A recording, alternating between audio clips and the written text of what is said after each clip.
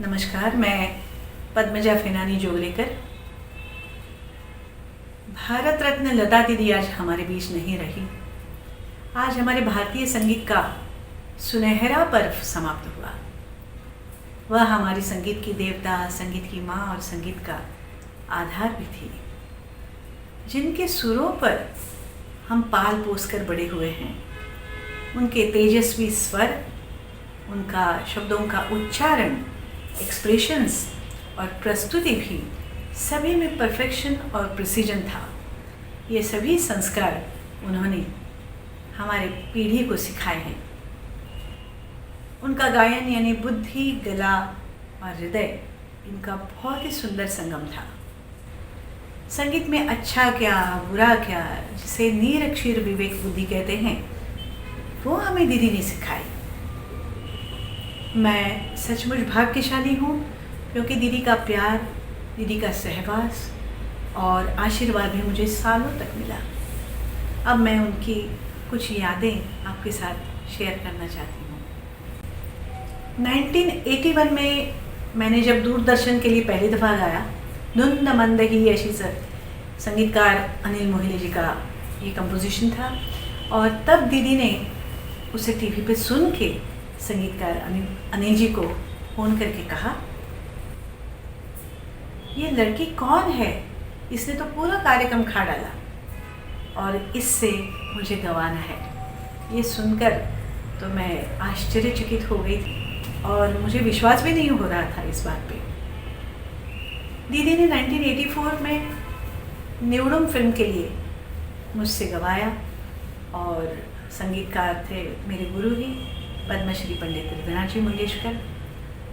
केव्हा तरी पहाटे उलटून रात्र गेली और लवलव करी पातळी, इन दोनों गानों ने इतिहास रचा। इसका क्रेडिट मैं संगीतकार को, शायर सुरेश भट्ट साहब और दीदी को भी देना चाहती हूँ। 1982 में दीदी ने और मेरे गुरुजी ने मुझसे तरुण आहे रात रजनी गवाया टीवी के लिए ही, और जैसे कि मैं रिहर्सल करके घर आई, वैसे ही मुझे अननोन कॉल्स आने लगे कि कल का रिकॉर्डिंग कैंसिल। मैं बहुत ही दुखी हो गई क्योंकि मेरे लिए बहुत बड़ा मौका था। तब मैंने दीदी को फ़ोन किया और उन्होंने कहा, ये तो आपकी सफलता का पायदान है। ऐसे उन्होंने मुझे मेरी करियर की शुरुआत में ही ज़बरदस्त सपोर्ट किया। और एक भारी किस्सा है, मैं अमेरिका मेरे कुछ कॉन्सर्ट्स के लिए, क्लासिकल कॉन्सर्ट्स के लिए मैं गई थी 1984 में। उसी वक्त दीदी के भी कुछ कॉन्सर्ट्स थे, तो दीदी उतरी थी न्यूयॉर्क एयरपोर्ट पे। तो प्रेस रिपोर्टर्स ने उन्हें घेर लिया और पूछा कि is there any other voice ranking alongside you. उन्होंने कहा, yes I see a spark, a young girl, Padmaja Fenani, and she is extremely talented with an outstanding voice and she is my hope। उसके बाद मेरी जिम्मेदारी बढ़ गई। मुझे खुशी तो ज़रूर हुई, लेकिन मेरी जिम्मेदारी बढ़ गई।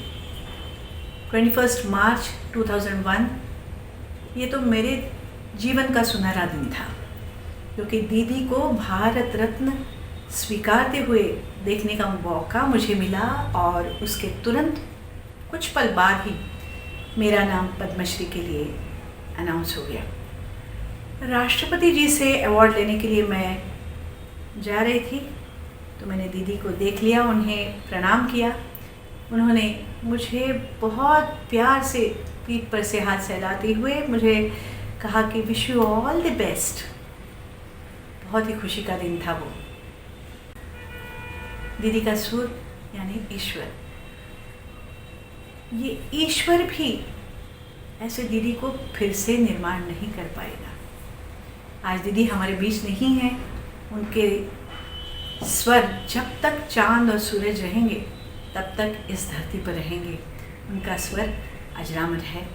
अब मैं केव्हा तरी पहाटे और कहीं ये वो तो नहीं गाकर उन्हें श्रद्धांजलि दे रही हूँ। कहीं ये वो तो नहीं, ये गाना जब गुरुजी मुझसे गवाते थे, पंडित हृदयनाथ जी, तब कहते थे कि दीदी के बाद ये गाना मैं तुमसे सुनना पसंद करता हूँ। और जब मैं सुनता हूँ तुमसे तब मुझे ऐसा लगता है कि कहीं ये वो तो नहीं, यानी वो यानी ईश्वर। ये मेरे लिए बहुत ही बड़ी सम्मान की बात थी।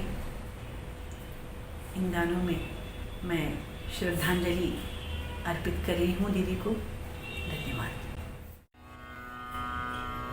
जरा सी आहट होती है तो दिल सोचता है, कहीं वो तो नहीं, कहीं वो तो नहीं, कहीं वो तो नहीं, कहीं वो तो नहीं, कहीं वो तो नहीं। चुपके सीने में